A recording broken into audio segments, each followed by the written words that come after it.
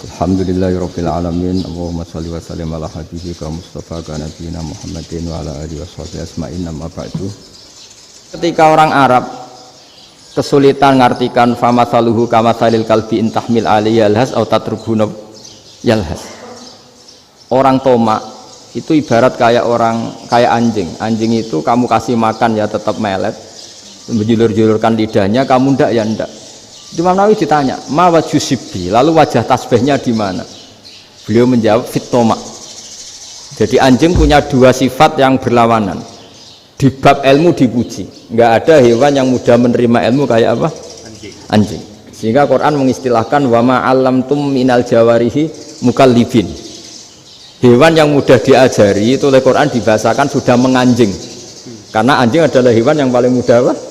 Diajarin, itu diakui oleh Quran wa ma 'allamtum minal jawarihi mukallibin. Tapi dia punya sifat yang sangat buruk sekali, yaitu nggak pernah puas.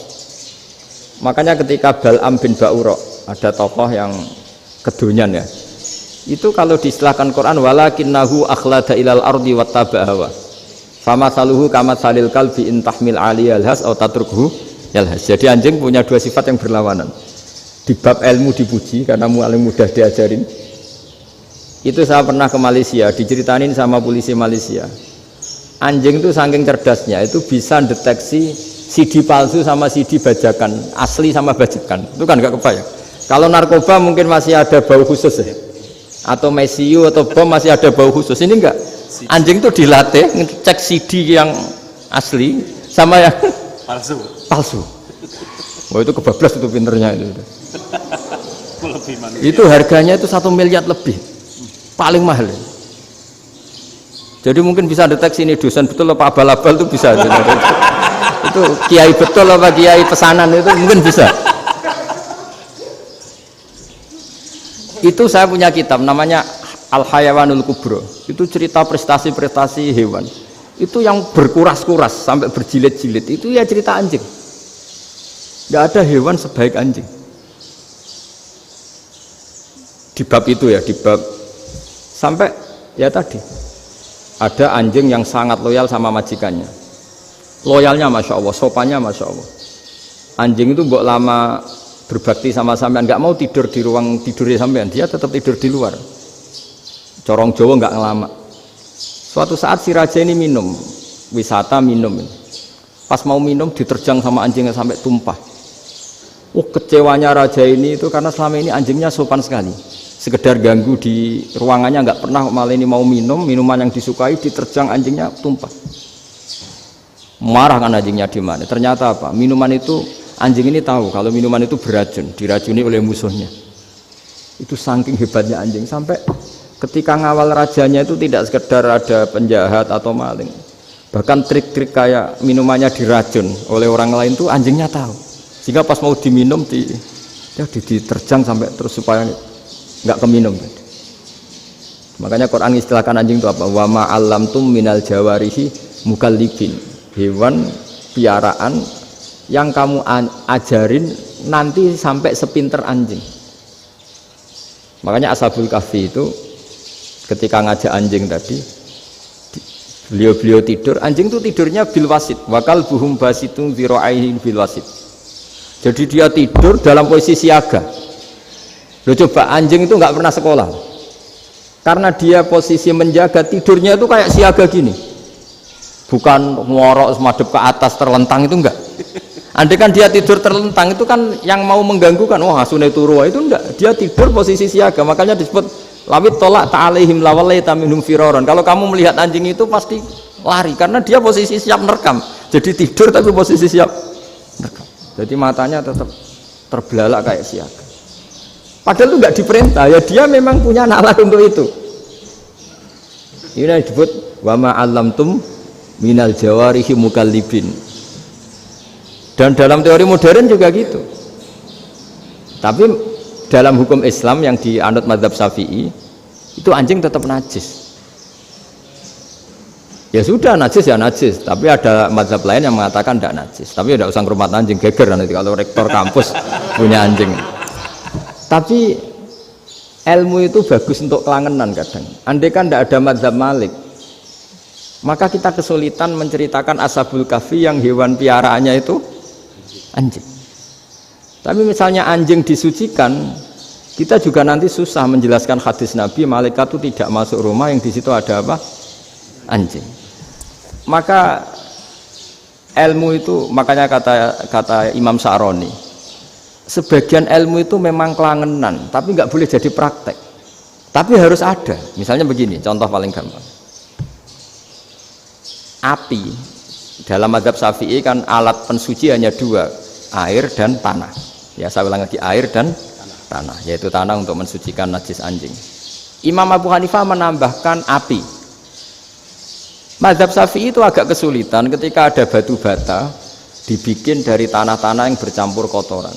Mazhab Syafi'i akan kesulitan karena di situ ada najis yang jadi materinya bata. Hukumnya gimana kalau nanti dipakai masjid? Tapi barokahnya ada beberapa mazhab. Abu Hanifah mengatakan dan api. Jadi apa tadi, air, tanah, api. Alasannya masuk akal. Ketika usatul mukminin, orang-orang mukmin yang ahli maksiat itu sebelum masuk surga, kalau dia dosanya banyak itu dibakar dulu supaya suci. Emas itu untuk memisahkan dengan materi lain juga harus dibakar. Berarti api termasuk alat. Artinya gini, batu bata yang materinya dari tadi najis sekalipun ini menjadi suci karena ngalami pembakaran. Tapi kata Imam Sa'roni, ilmu ini hanya sebagai ilmu. Jangan sampai kalau kamu mau wudhu gak ada air terus membakar diri lah, ini ribet kan. Jadi ilmu itu sebagian memang untuk kelangenan, karena kita butuh. Andai kan tidak ada mazhab Abu Hanifah, maka kita akan kesulitan pakai bata. Kita tahu cara bikinnya kadang di tempat yang kotor, di tempat yang najis. Tapi karena ini ngalami dibakar, maka hukumnya suci menurut mazhab Abu Hanifah. Dan itu sering. Ulama itu sampai apa? Saya punya kitab fikih namanya Fardul Masail. Pengandaian ada masalah. Jadi masalah itu belum terjadi tapi diandaikan. Misalnya kayak di Texas. Bumi itu bulat bola. Texas itu kalau dibor itu pas Ka'bah. Lalu kiblatnya di mana? Bumi ini kan hanya rubuk-rubuk seperempat, yang ada arah itu seperempat. Tapi kalau Ka'bah itu sama Texas atau Texas dengan Ka'bah itu lalu kiblatnya mana? Wong sudah bebas arah. Maka ilmu mengatakan mara'ahu muslimuna hasanan fawa indahu hasanun. Kamu jangan nuruti ilmu hakikat tapi nuruti mindset. Kalau mainstreamnya orang banyak seperti itu, mindsetnya orang sana misalnya Ka'bah sana ya ikut sana. Tapi ini tidak mewakili hakikat, karena kalau yang 380 derajat itu kan terus ribet. Makanya ini kesulitan di bab-bab fikih. Ya saya ulang lagi, kesulitan di bab-bab fikih. Makanya fikih itu selalu bicara, misalnya gini, ada orang sholat. Saya ulang lagi, setelah salam pertama dia kentut, itu sholatnya batal apa enggak? Itu lama berdebat. Yang dikatakan rukun sholat itu salam pertama, sehingga orang kalau sudah salam pertama maka sudah keluar dari sholat. Maka kalau kentut enggak apa-apa, wong yang keluar dari sholat itu salam pertama. Tapi lalu pertanyaannya, kenapa Nabi salam 2 kali, lalu yang kedua gunanya apa? Ribet kan, partai ini kalah pasti kalau ditanya gitu. Tapi kalau ditanya dibalik, sholat itu satu ibadah yang dimulai dengan takbir, yang diakhiri dengan salam. Berarti salam pertama itu pengakhir apa nunggu salam kedua? Pertama, di semua ulama bilang salam pertama. Kalau salam pertama sudah pengakhir, berarti pembatalan setelah itu nggak punya efek, nggak punya akibat. Itu kan ribet, debat fikih itu memang ribet. Fikih itu memang senam otak karena pertanyaannya mirip-mirip seperti itu.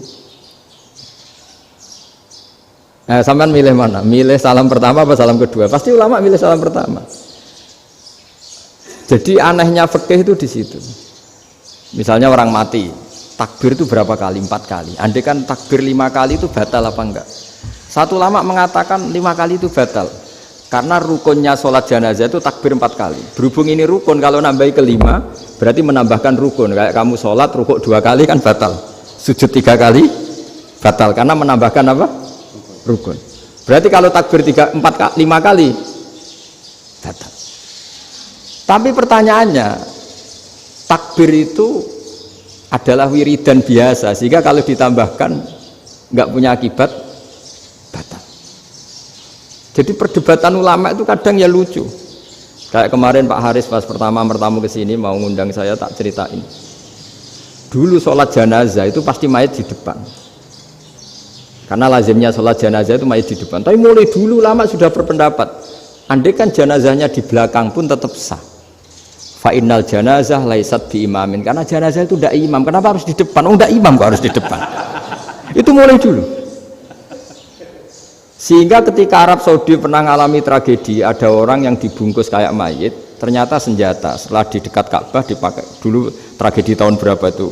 Pokoknya pernah ada tragedi itu. Semenjak itu Arab Saudi kalau ada orang mati tetap di kamar mayit, terus ada sholat jenazah, padahal mayitnya di belakang yang jamaah.